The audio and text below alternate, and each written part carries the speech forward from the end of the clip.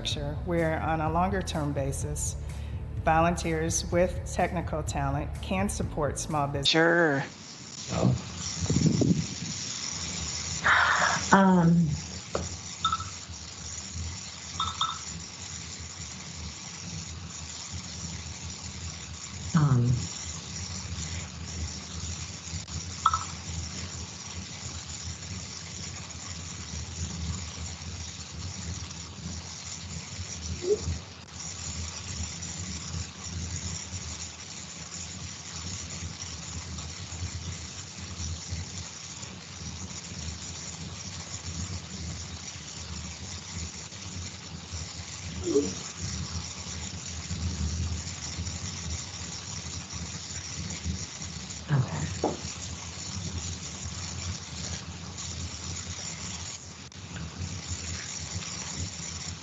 And Sherry, Mr. Tolbert will be leading the pledge today, and then afterwards, if you can just pause for a moment, we will, before we get started with the meeting. Okay.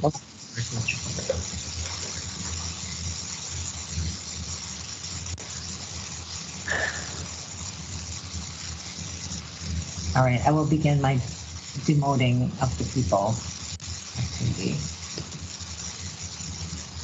Do we know who is presenting?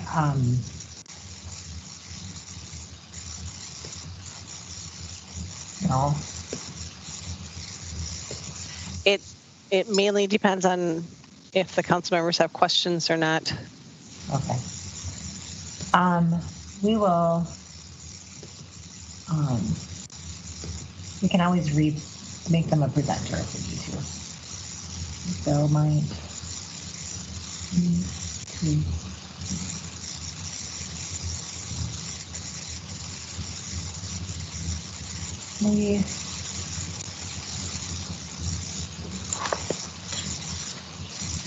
Okay. It looks like we have folks. All right. All right. The St. Paul City Council will come to order. Roll call. Prince. Is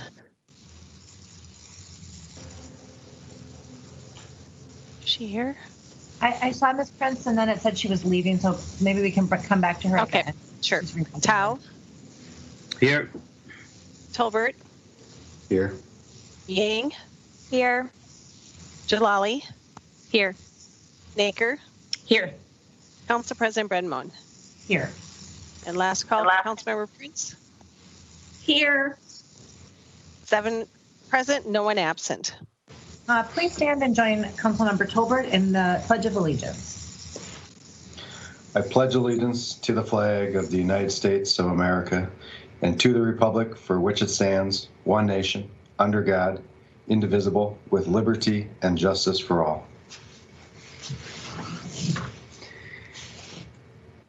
And to add on to that, Council President Brenmon and I talked prior to this, and we thought, based on the really difficult week that the fire department has had, many of our firefighters, on top of an already tough year for the fire department, it would be appropriate to take a moment of silence for the firefighters that we've lost in the past week.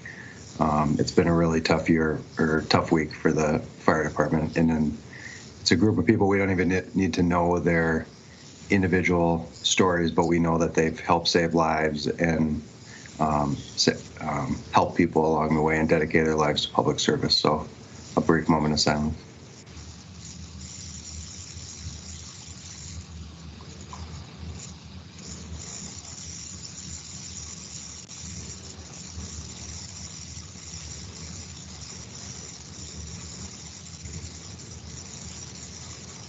Thank you. Consent agenda items 3 through 20 are before you for your consideration. I understand that we are taking item number 3 separately. Is there anything else on consent that we should consider separately? All right, seeing none, Mr. Tao moves the balance of the consent. Roll call. Prince. Aye. Tao. Aye. Tolbert. Yes. Yang, Aye. Jalali, Aye. Naker, Aye. Council President Brenmoen. Aye.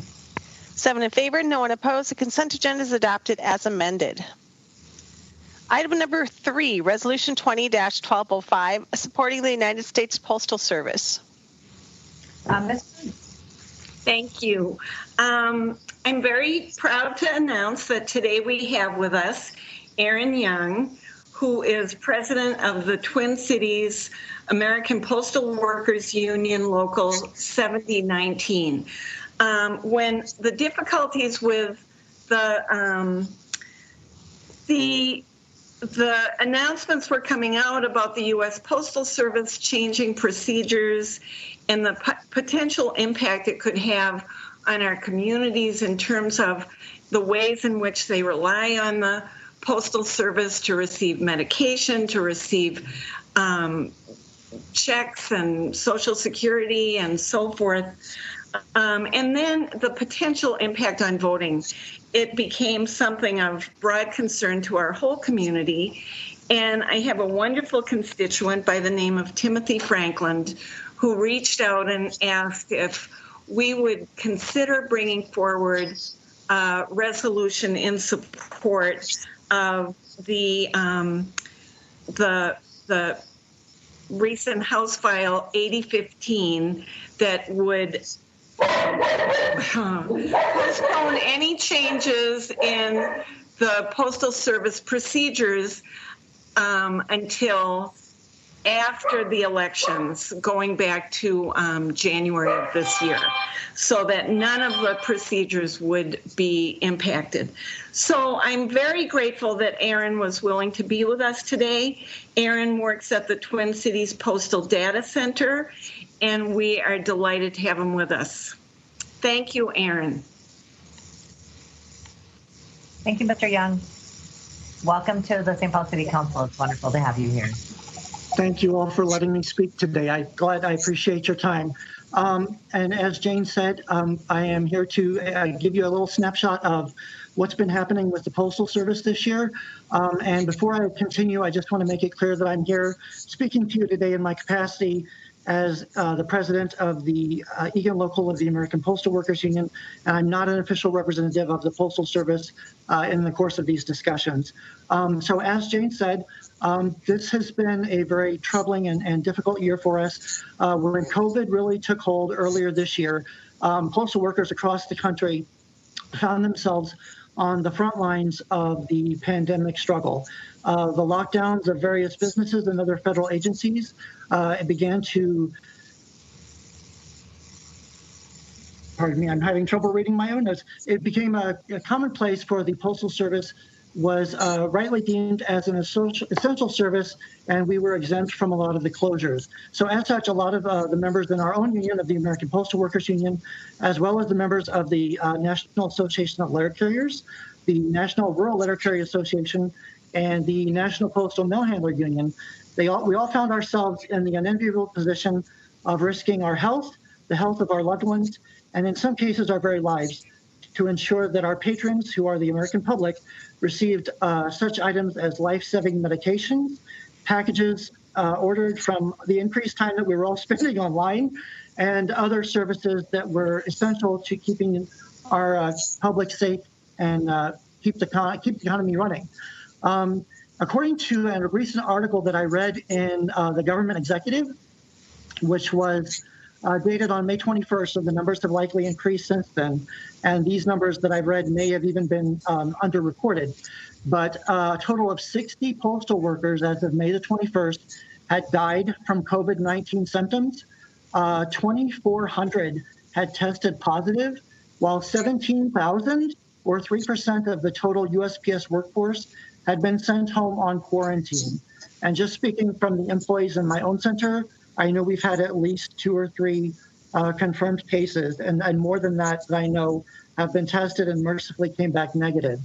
In addition, with businesses shuttered and the pandemic restrictions, the revenue for postal goods and services saw a sharp decline, which exacerbated an already disastrous financial situation that we were facing due to failure to meet the financial obligations that the Postal Service had been harnessed with since the 2006 passage of the Postal Accountability and Enhancement Act, which was an act that mandated that the Postal Service pre-fund its retirees' pensions and benefits for the next 75 years.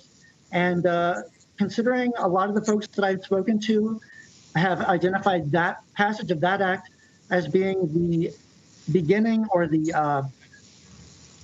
I guess you could say it's the beginning salvo of a manufactured crisis to prioritize, or privatize, the Postal Service and turn it into a private business. So on top of all of that chaos and distress that we were dealing with throughout the course of this year from the pandemic and the financial situation, in May of this year, we were informed that we had a new Postmaster General by the name of Louis DeJoy. When I heard that our new Postmaster General DeJoy had been appointed to the position, I know that my concern with his appointment was the fact that he is the first Postmaster General in the history of the organization that was appointed from the private sector and the corporate world, and not appointed from the existing ranks of postal management. To me, that set off all kinds of alarm bells and red flags, because there is sort of a false narrative out there that the Postal Service is a business and should be run as a business. In fact, we are a public service, and I would say that the main comparison that can be made between us and a business is the fact that our revenue comes from the sales of our goods and services. But unlike some other of our major competitors, such as FedEx and UPS, the Postal Service is not a business in the sense that we have a universal mandate, and we have to deliver mail to everyone across the country, regardless of where you live, who you are, or your socioeconomic status. And so for that reason, I was very concerned when I heard about the appointment of Mr. DeJoy, because I was afraid that he was going to come at his new job from a business perspective. And in very short order, that is pretty much what he's done. Within the first month of his appointment, he initiated his operational efficiency initiative. And this initiative included such things as I'm sure you've heard in the media, the removal of some of our mail sorting equipment from our processing and distribution centers, the removal of some of the blue mail receptacles, which have become sort of synonymous with the Postal Service because a lot of people use those to drop their mail in. And also he instituted reductions in work hours with respect to the denial of overtime authorizations. His imperative is that everything run on time. And I've heard stories that has resulted in incidents where, say, some of our transportation vehicles that transport some of the mail between different facilities have been ordered to maintain very strict delivery times and takeoff times. So even if the mail hasn't been loaded onto their trucks, if it's their time to depart their dock, they are directed to depart their dock, which can result in empty trucks traveling between installations just to maintain the operational efficiency of going on time. So all of these directives, as you can imagine, have resulted in further demoralization of the postal workforce, degraded service, and hardship for our customers. As recently as March of this year, there was a Pew Research poll conducted that showed the USPS with a 91% favorability rating among the public, and that was regardless of party affiliation among the respondents. So the concern that we have as postal workers is that these operational efficiency initiatives that have been instituted are have damaged that trust that the public has in our postal service. And we are hopeful still that if these initiatives are reversed, or at the very least frozen, we can work to restore some of that public trust in our organization. And so that's why I am here today speaking to you and urging you to please support this resolution so that we can reaffirm that St. Paul is supportive of maintaining the Postal Service as a public institution which serves all of the public and not just the most affluent citizens. And again, I appreciate your time and I thank you for all the work that you do for us. Thank you so much, Mr. Thank you very much. We appreciate your comments. Are there a follow-up from my colleagues? Ms. Yang. Thank you, Council President. Well, Erin, I just want to say thank you so much for coming and sharing about the real life experiences that's happening on the grounds for you as a leader, and also for our USPS workforce. I want to just share that I was really touched by what you shared, and also when I just read about what is happening like all across our nation. It makes me livid. It makes me so upset and also hurt as well. It makes me reflect on what I lived through, as someone who is a person of color, someone who is from a low-income family growing up, a daughter of refugees, and how, the deep struggle that I went through is actually like from the deep oppression that people of color have faced like over and over as a result of like white supremacy being upheld. And I think it's so important, for us to name that like this whole movement around trying to privatize, defund, and dismantle our public services like USPS that is here to work for all people. It is, a deep indication of the strategy that President Donald Trump is doing to actually like toy around with people's lives, also slash our democracy. And not only that, but to also continue benefiting off of the oppression of people of color, our LGBTQ community, elders, seniors, and so many more. And so, I think that as I think about this, that all of this makes me so upset, but it also shows me that it's actually the power of people that people like Donald Trump are actually so afraid of, and that folks like you and the power of our community is actually doing everything right to actually protect our community, our democracy, and we need to continue standing up together and fighting in solidarity with each other. And as a council member, I'm here to do that with you and want to be in even deeper, unbreakable solidarity with you, allies and supporters, not just in St. Paul, but all across like our state and even beyond that. And so as a co-sponsor, I'm so proud to support this. And I want to say thank you, Councilmember Prince, for introducing this. And thank you to the residents who have really uplifted, the issues around that our USPS postal service system is facing. This is something that impacts all of us directly. And as the council member in the East Side, where I know we are experiencing low voter turnout and have for generations, and that we are actually shifting that dramatically because of like a really big win from this past year. Like we are. This is something that will impact our community. And I think that there are so many ways in which people can get involved, whether it's like signing a petition or going to a rally being held in person, or even like contacting their congressional representatives directly. Like these are all the ways in which we need people to stay engaged in this moment. And so I want to say thank you so much for being here and keep up the good fight. Thank you. Thank you, Ms. Yang. Ms. Prince, did you have something to add? Yes, I just wanted to thank Mr. Young for coming, and as Council Member Yang said, for speaking on behalf of the workers who are dedicated to providing the best service they can provide. So it's very meaningful to have you here today and thank your brothers and sisters in the union for it. Thank you. I will take that as a motion from Ms. Prince. Roll call. Prince? Aye. Tao? Aye. Tolbert? Yes. Yang? Aye. Jalali? Aye. Naker?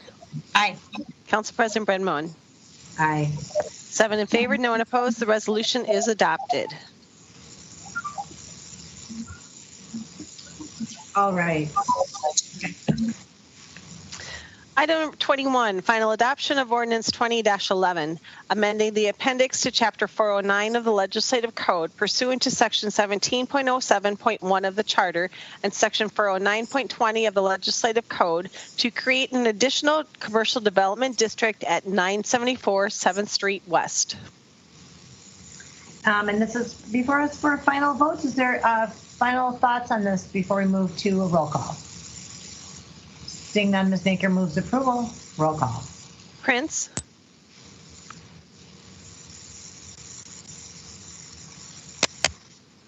Aye. Tao, Aye. Tolbert, Yes. Yang, Aye. Jalali, Aye. Naker, Aye. Council President Brenmon. Aye. 7 in favor, no one opposed. The ordinance is adopted. Item number 22, final adoption of ordinance 20-25, amending the appendix to chapter 409 of the Legislative Code pursuant to section 17.07.1 of the Charter and section 409.20 of the Legislative Code to expand the commercial development district at 1 Leach Street to include 200 Grand Avenue. All right, and this is before us for our final vote. Was there any discussion before we move the roll call? Seeing none, Ms. Naker moves approval. Roll. Prince, Aye. Tao, Aye. Tolbert, Yes. Yang, Aye. Jalali, Aye. Naker, Aye. Council President Brenmon. Aye. 7 in favor, no one opposed. The ordinance is adopted. Item 23, final adoption of ordinance 20-26, granting the application of Hua Vang and Yia Tao to rezone property at 1428 East 7th Street from split RM1, RM2 to all RM2 medium density multiple family residential and amending chapter 60 of the Legislative Code pertaining to the zoning map. All right, and this is for us for a final vote. Is there any thoughts before we go to a roll call? Ms. Prince? Yes, I would just like to say this is a really exciting day today for that project for Parkway Housing, and we're very excited that now the project is moving forward. It'll provide, I believe, 60 units of affordable housing, including some voucher-based units, some supportive units, and some large family units. So it is a really important breakthrough for the East Side. And this is the rezoning portion of it. But in any event, I move approval. Great. Always worth pausing to celebrate these accomplishments. Ms. Prince moves approval. A roll call. Prince, Aye. Tao, Aye. Tolbert, Yes. Yang, Aye. Jalali, Aye. Naker, Aye. Council President Brenmon. Aye. 7 in favor, no one opposed. The ordinance is adopted. Item 24, final adoption of ordinance 20-27, granting the application of Chuck Funk et al. To rezone property at 1074 to 1096 James Avenue from R4 one-family residential to RM2 medium-density multiple-family residential and amending Chapter 60 of the Legislative Code pertaining to the zoning map. All right, and is there discussion before we go to a final vote on this item? Mr. Tolbert. Yeah. First of all, I just want to thank Mr. Richardson for his work on this and working with the neighborhood on this. I will say, and it's going to sound kind of funny, I'm going to make a motion to approve this today because of the location, but I've also been hesitating on this rezoning because of the location. I think it was a close call based on where it is in the neighborhood, but I think overall it's a proper rezoning. And I would just, I think we can expect that as this gets redeveloped, the developers will work with the neighborhood to ensure that it fits into this part of the neighborhood that it's in and flows well with the surrounding people who currently live there. So I'm going to make a motion to approve this, but I just want to lay it out there that this was, because of location, it makes sense, but also because of location, it was a tough call that, even though those seem like counter things. So thank you. All right, so Mr. Tolbert made that motion. Roll call. Prince, Aye. Tao, Aye. Tolbert, Yes. Yang, Aye. Jalali, Aye. Naker, Aye. Council President Brenmon. Aye. 7 in favor, no one opposed. The ordinance is adopted. Item 25, second reading of ordinance 20-31, creating Chapter 142 of the Legislative Code pertaining to a special service district in downtown. This ordinance is laid over to September 9th for third reading public hearing. Item number 26, first reading of ordinance 20-30, amending Chapter 66 of the Legislative Code pertaining to residential standards in planning districts 14 and 15. This ordinance is laid over to September 9th for second reading. Item number 27, ordinance 20-28, amending Legislative Code Chapters 60, 63, and 66 pertaining to the RM zoning districts. And I believe we have a staff report today from Mr. Dermody. Hello, everybody. Bill Dermody. I'm staff with the Department of Planning and Economic Development, here to talk about the RM zoning study. I have a short presentation for you.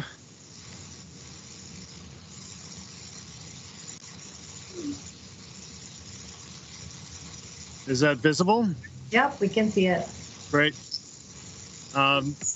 So we embarked on the RM zoning study actually a couple of years ago. It had been called for by our 2030 comp plan that was adopted in 2010. So it's a very long outstanding checklist item from that comp plan that we are just now hoping to check off the list in the near future here. There's also a need to provide transit-supported pedestrian-oriented form in this district because it has not had a major overhaul since 1975 when it was first put into place. And the rules and regulations that applied in 1975 are not very helpful to our needs today. And of course, the affordability crisis in housing in St. Paul has put extra pressure on this study. We realize it's relatively thick. You know, the zoning code is not where a lot of people spend their time. It's a lot of regulations. It's difficult to understand. And so we made an effort to go out to people. First of all, we had a long public comment period for the Planning Commission. We put it out for public comment on February 7th, and the public hearing didn't end up being until May 1st, which is much longer than normal. And during that time, we went to talk to the district councils. We also talked to some district councils more recently, my colleagues and I, to spread the word and answer questions and attempt to, make this complicated zoning code boil down to something more simpler. What does this mean for typical neighborhoods in St. Paul? And we ended up presenting to 11 out of the 17 district councils. The RM districts show in brown on this map. RM, by the way, is basically our multifamily residential district. We do have multifamily residential in other districts like the traditional neighborhood districts, but those also allow commercial uses. And RM is more strictly residential and institutional. This is mostly RM2, but we also have the RM1 and RM3 districts. And as you can see, they exist throughout the city, both in campus formats and then along some of our major thoroughfares. I'd put the Planning Commission recommended changes to the zoning code into a few categories. One is to make the RM districts more like the T districts to give us a commercial-free option for transit-oriented development. So more density than currently allowed in RM districts, similar to the T districts, if a little less.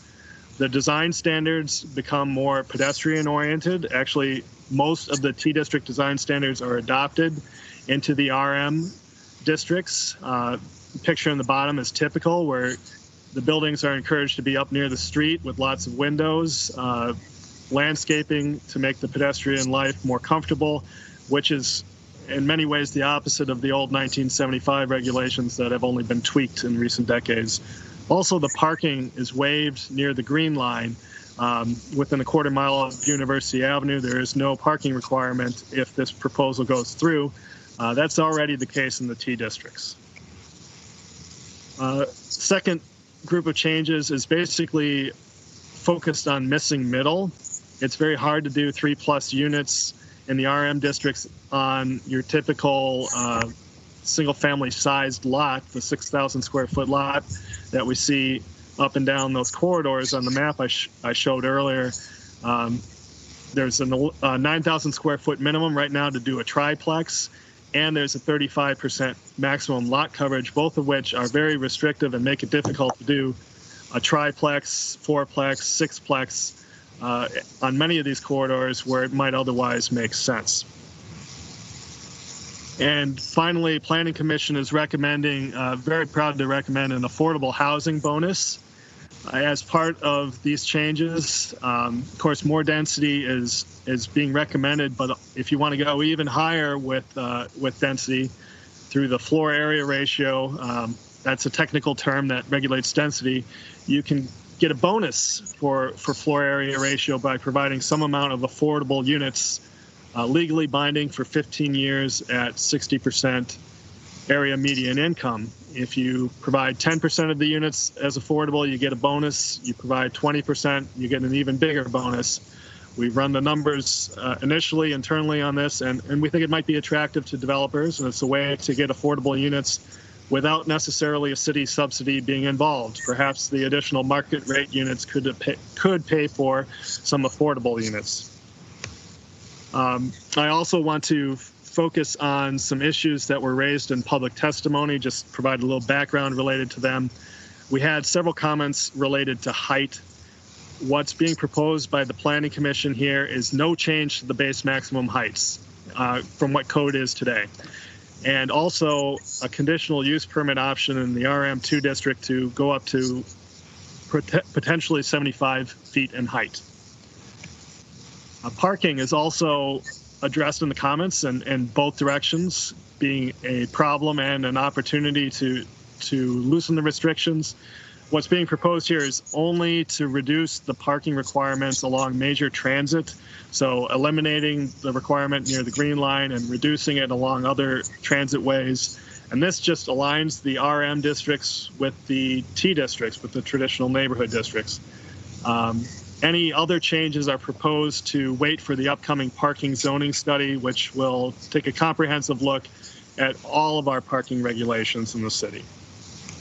The one other thing I'll mention before I turn it over to questions is there is no proposal to rezone any property within the city. What's zoned RM1, RM2, or RM3 today would remain. There's no rezoning as part of this.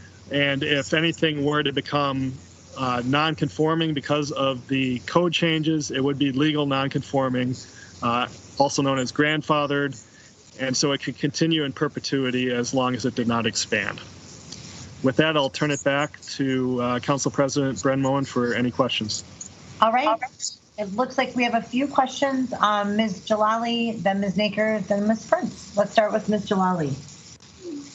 Thank you, and great. And thank you, Bill, for this presentation and for the hard work. Just so that I'm understanding the sort of everyday person terms of what the impacts of this would be, it sounds like it would functionally make it easier to grow density in smaller buildings and not have to also kind of encumber those projects with parking requirements under the current zoning, and that would ideally help us max out and grow density across the community in a way that is often perceived or felt as a little, people use the word gentler, but also like trying to make sure we're not clustering parking near transit. And it feels like it's trying to overall achieve that functional real world impact. Is that accurate? Am I understanding this correctly? There's a lot of technical terms and I just want to try to boil it down a little. Yes, Council President Bren Moen, Councilmember Jalali. Generally, that's correct. This is a loosening of restrictions, which will allow for more density and more units in the city. It will relax parking restrictions in certain places, but not citywide, just where there is very good transit, essentially. And with that, so I was trying to understand the affordability bonus component. Would that also mean that within the zoning rules that are being proposed, if certain projects meet thresholds, that they would be eligible? Like, can you help me understand a little better how that piece of it actually works in practice? Like, what triggers what, and what would you get out of it?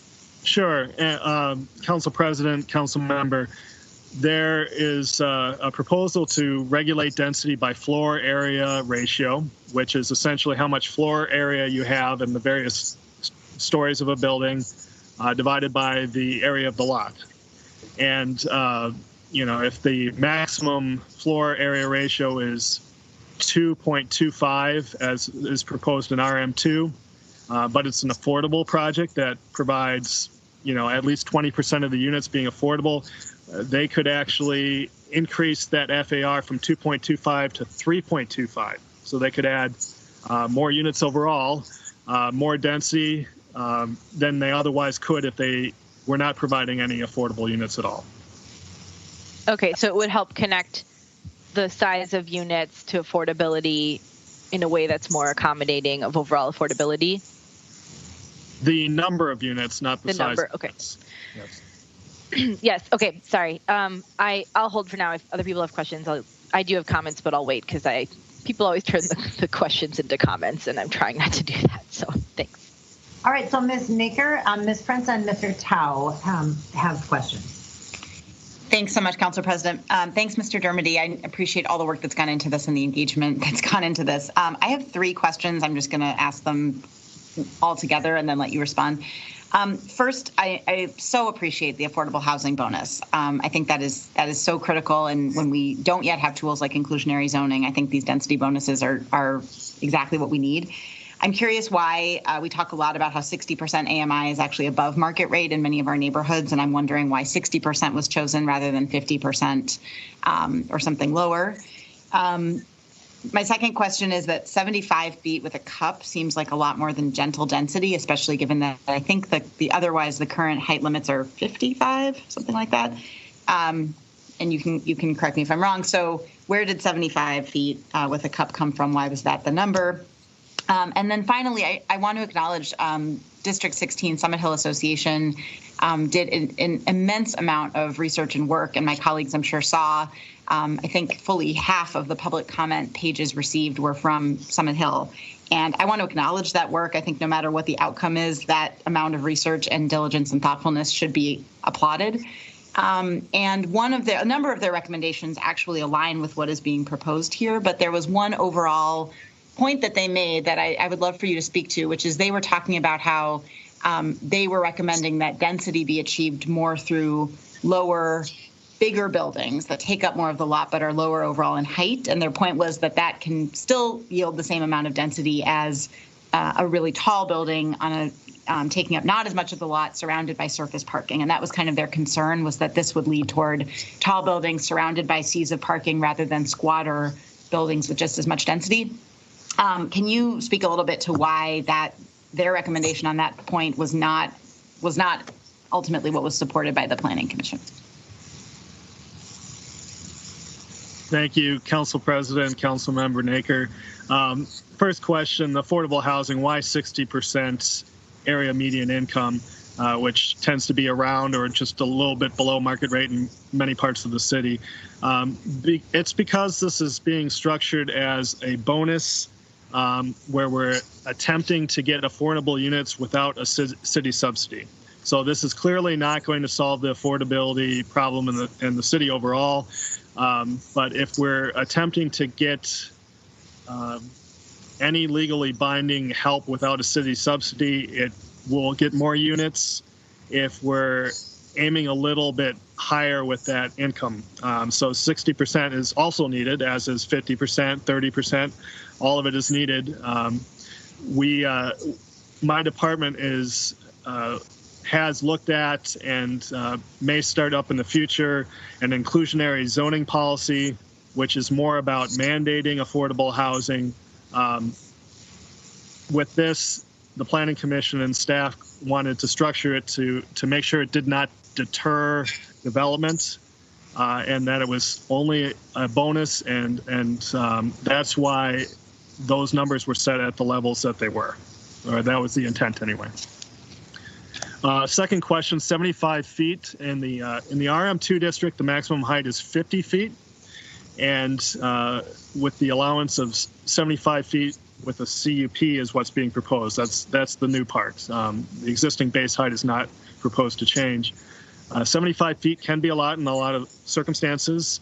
The thought there with Planning Commission was there are many corner lots, larger lots, where 75 feet, which is, about 6 stories, could be very appropriate, and other places where it's not. And a conditional use permit allows you to look at the context rather than, making a flat decision that applies to every situation. So it very well may be that a lot of smaller lots or lots that are surrounded by 2-story buildings are not appropriate for 75 feet in height, but that would be a discretionary decision of the Planning Commission on an application by application basis.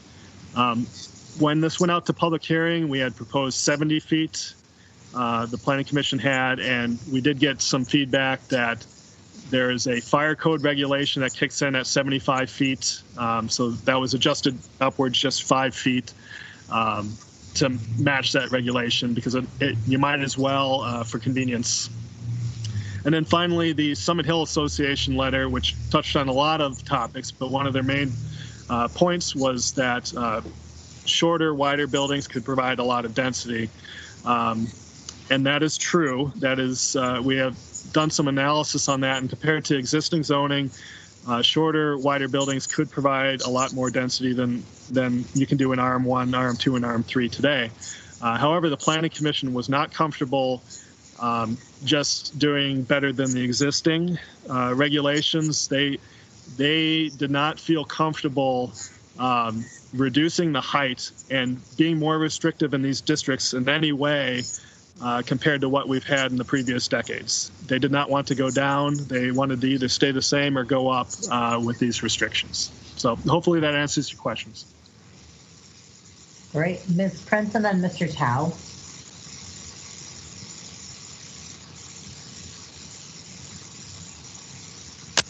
My concerns are similar to that of Councilmember Naker. I thought the Summit Hill Association letter had some really good ideas, and it seems like I think I would like us. I hear what you're saying, Mr. Dermody, that that the Planning Commission wasn't willing to trade the expanded lot coverage for height.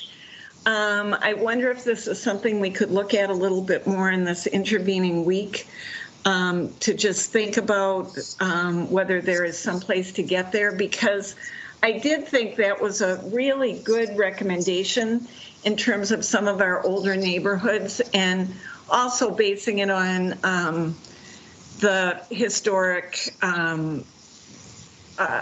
design elements of our communities. So I really appreciated that increased density through greater lot coverage. And I would appreciate if any of my colleagues want to revisit that this week. I think that's something that we should think about. Thanks, Ms. Prince. Mr. Tao?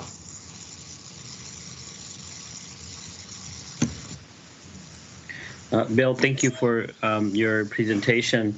I think my question is, just through all the conversation, did anybody bring up tiny homes, and what do we need to do to allow tiny homes, because we already allow ADU?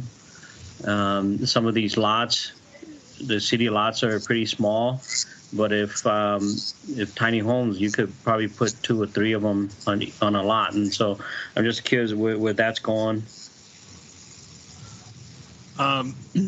Council President, Councilmember Tao, I don't know the details on the tiny home research. It was not brought up by members of the public through the public testimony process. At a staff level, those who have been working on it have told me that there is no additional need for changes in the RM districts to accommodate it. There are other changes that are being worked on, but none that needed to be incorporated into this study. So sorry, that's only a partial answer. Forgive my ignorance on the details of the tiny home studies that are going on.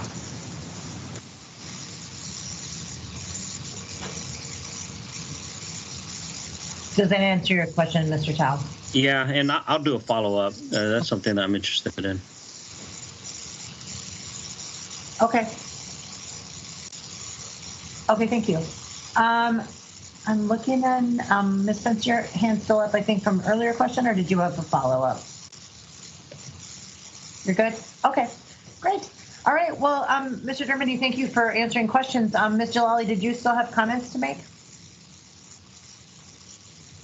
Ms. Jalali? Yeah, sorry about that. I guess my overall comments were brief about really appreciating the aspects of this that propose just relaxing the requirements of needing parking and car-oriented development that often create just what feels like a lot of dead space, even if it is technically serving the purpose of car storage in lots of areas near our community. And I think that in planning, we often don't intentionally think about how future transit expansion depends on just not creating sunk dead space to cars. And then when all those lots fill in, it's hard to take it away. It's hard to create future routes. Like I appreciate that one central aspect of the zoning changes, or sorry, perhaps zoning changes isn't the right thing because we're not rezoning anything, but we're adjusting the rules that go with this category. But I think that wherever we can build in that we are not clustering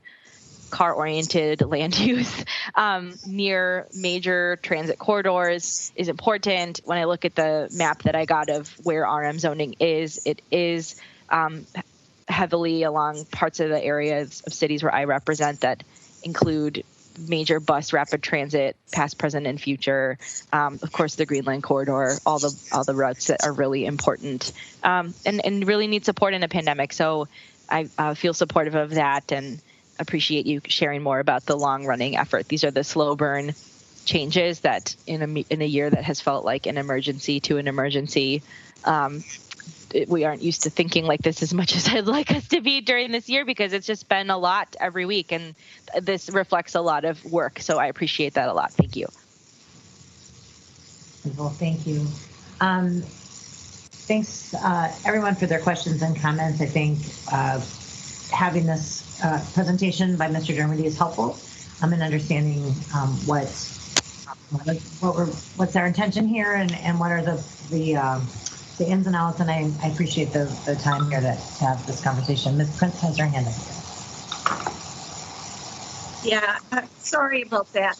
I thought I was done, but I'm also I noticed I forgot to mention Mr. Brian Wanger's letter about doing the RM zoning study to achieve density without doing the parking study at the same time.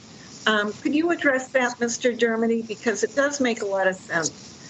As much as I would like us to be able to do away with the need for parking, it does seem like we have to consider the ways in which parking and density kind of go hand in hand. So if you could just answer that question. Sure. Council President, Councilmember Prince, Mr. Wanger's comment was that essentially parking should be studied at the same time because if we're increasing density, we're increasing the parking impacts, including on-street parking if it can't be handled on site. The Planning Commission and staff response to that has been if the parking standards are set properly, then we shouldn't be holding down density in order to hold down the parking demand. Restricting parking by restricting density is inefficient and will cause some other problems.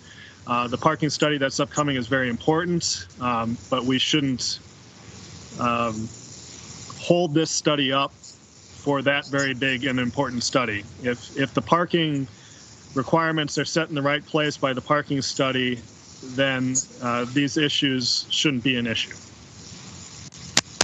Thank you, Mr. Dermody. Great. All right. Again, thanks for the follow-up questions, and I think it just helps clarify the steps we're taking here today. The public hearing has been open online. There's submitted comments in Legistar, and following our report and questions and that online public hearing, Ms. Jalali moves to close the public hearing. Roll call. Prince? Aye. Tao? Aye. Tolbert? Yes. Yang, Aye. Jalali, Aye. Naker, Aye. Council President Bredmont. Aye. 7 in favor, no one opposed. The public hearing is closed and the ordinance is laid over to September 9th for final adoption. Mr. Tolbert moves suspension of the rules. Roll call. Prince, Aye. Tao, Aye. Tolbert, Yes. Yang, Aye. Jalali, Aye. Naker, Aye. Council President Bredmont. Aye. 7 in favor, no one opposed. Rules are suspended. RLH AR 20-114, ratifying the assessment for the city's cost of providing collection of delinquent garbage bills for services during January to March 2020. And is Ms. Mullen, you doing a brief staff report on this item? This is an assessment rule which was missed in the publication of the agenda in front of you. The assessment rule was noticed to the property owners to have a public hearing today.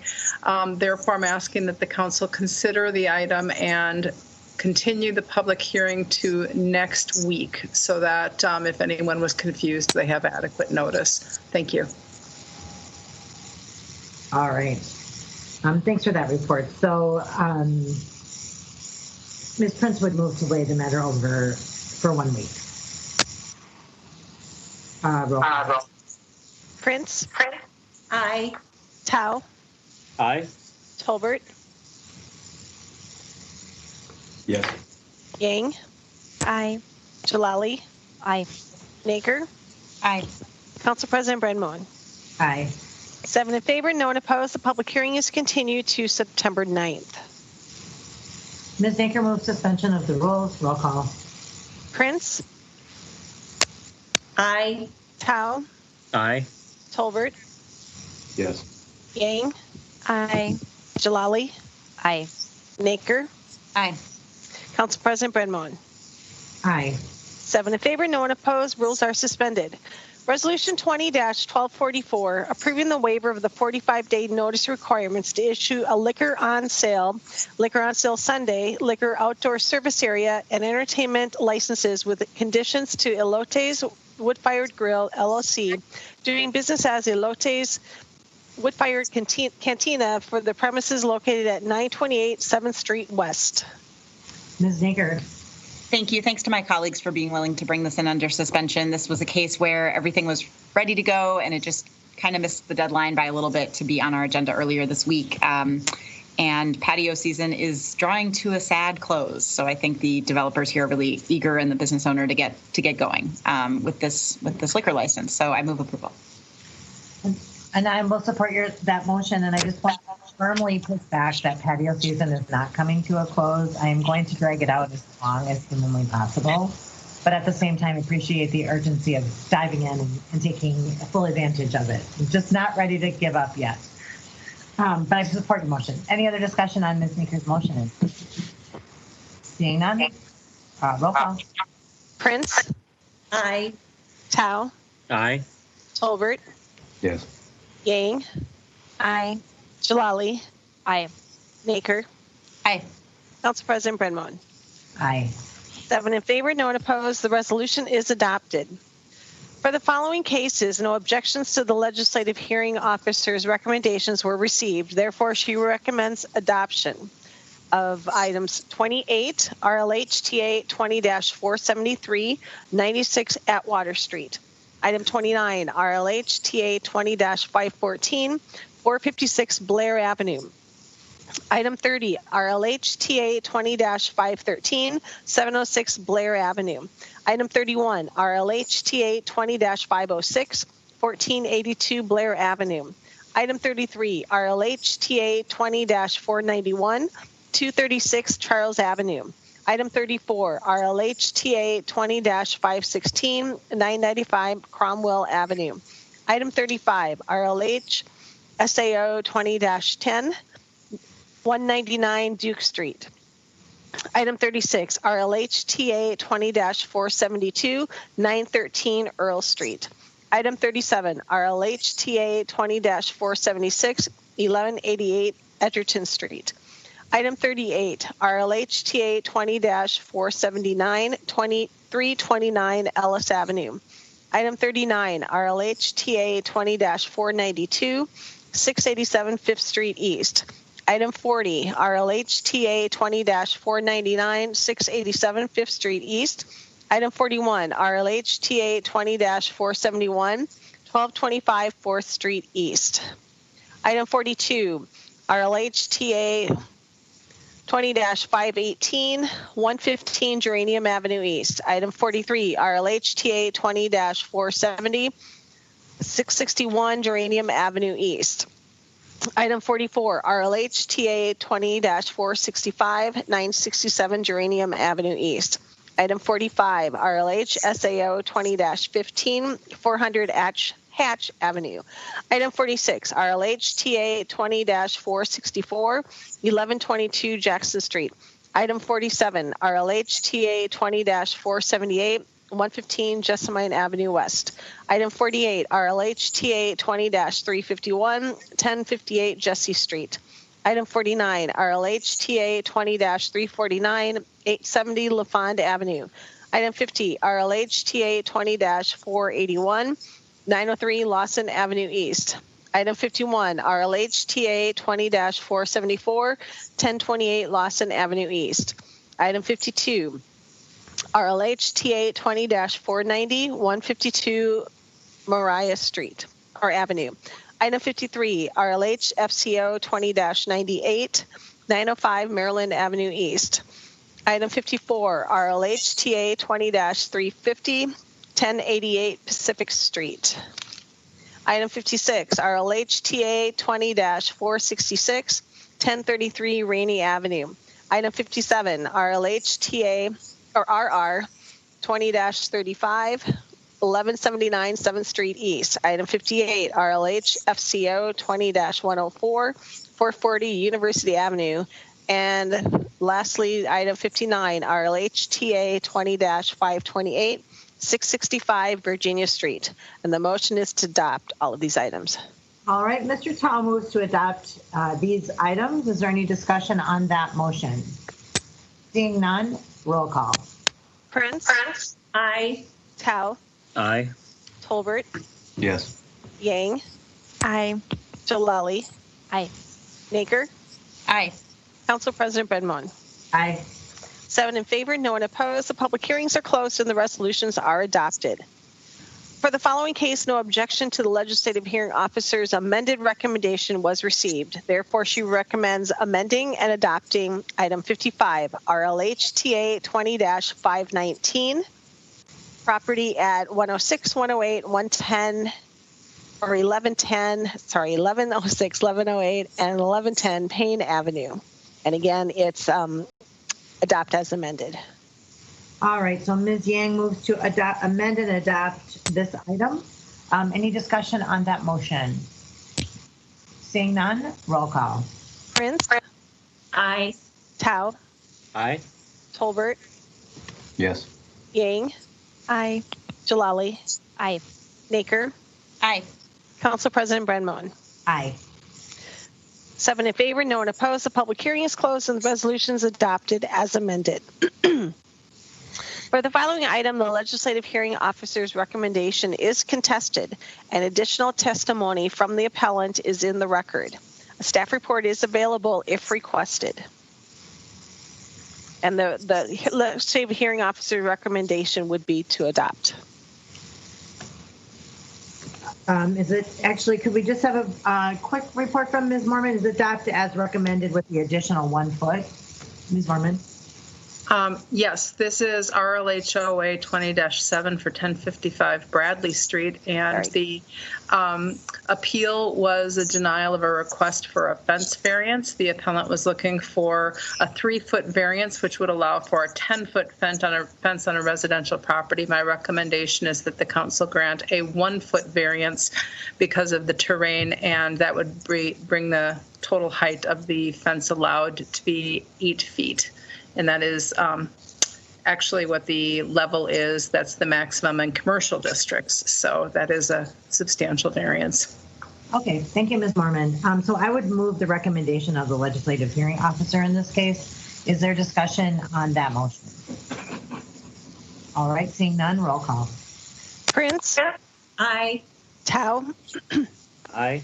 Tolbert, Yes. Yang, Aye. Jalali, Aye. Baker, Aye. Council President Brenmoen. Aye. 7 in favor, no one opposed. The public hearing is closed and the resolution is adopted. Items 60, 61, and 62 all pertain to ratifying the assessment for the city's cost of providing collection of delinquent garbage bills for services during January to March 2020. The files included are RLH AR 20-112, 113, and 115. And again, the motion is to adopt these items. All right, so Ms. Jalali moved to adopt these items. Is there discussion on that motion, Ms. Mormon? Council President, I would ask that you consider an amendment to item number 60. The council did receive testimony during the course of its meeting, so about 15 minutes ago, and my amendment I'm requesting is that 1039 Earl Street be referred back into legislative hearing on October 15th. That would be an amendment to item number 60. So I would ask the council amend and adopt. Thank you.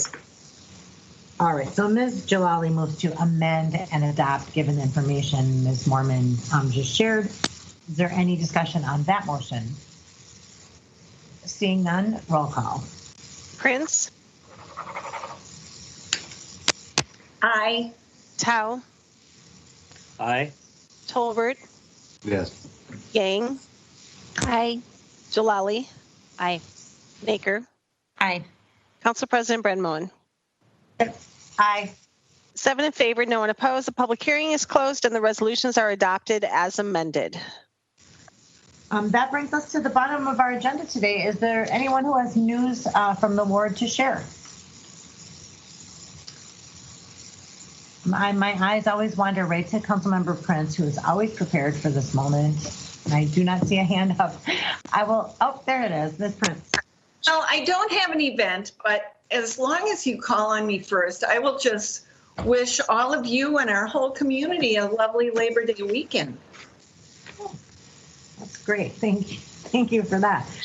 I today just I was looking to see if I could get a list of people that I wanted to acknowledge, but yesterday we've long been interested in partnering on the north end with the mobile market.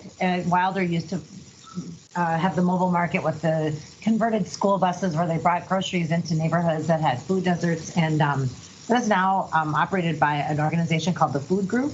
The Food Group does a lot of partnering in Minneapolis, but has not been as active in St. Paul.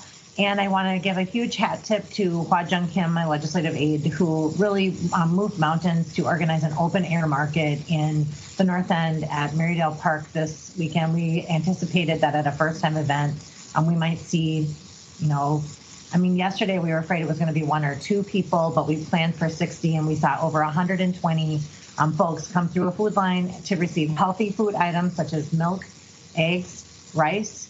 There were meat, chicken breasts and pork tenderloin, frozen. And the response was wonderful. We partnered with the Law Enforcement Career Path Academy and worked with some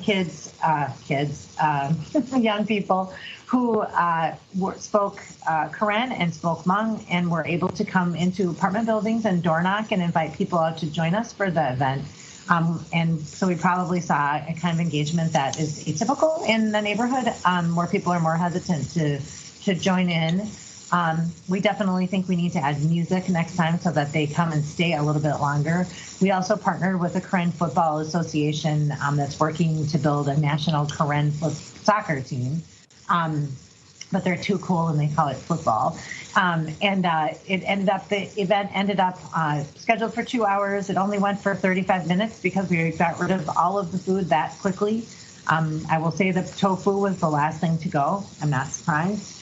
But it ended up in a rousing soccer game between the LEC PA kids and the Karen football group. And so big thanks to Kyle Johnson as well for bringing that group out. We worked with the Rice Street Rec leaders were out in support, and the North End Neighborhood Association. So it was a huge event. We're going to do it 2 more times. But I just wanted to thank all the groups that chipped in to make that a very seamless event that was impactful and meaningful to a diverse base of people in our community. And again, huge hat tip to Huajang Kim, who did a lot of heavy lifting to make that happen. It was truly, it was powerful, and it was cool. So I appreciate that. And I wanted to share, even though it's already happened, but it will happen 2 more times next 2 weeks from yesterday, and then again 2 weeks later. So open air market with a food group as our partner. Anything else as news to share? All right, I am seeing no hands, no unmuted council members, so I will just say thank you. And with nothing further, we are adjourned.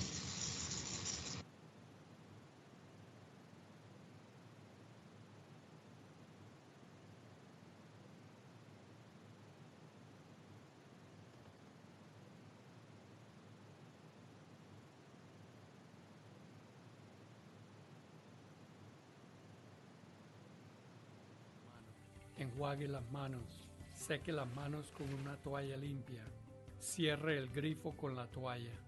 Ya tiene las manos limpias.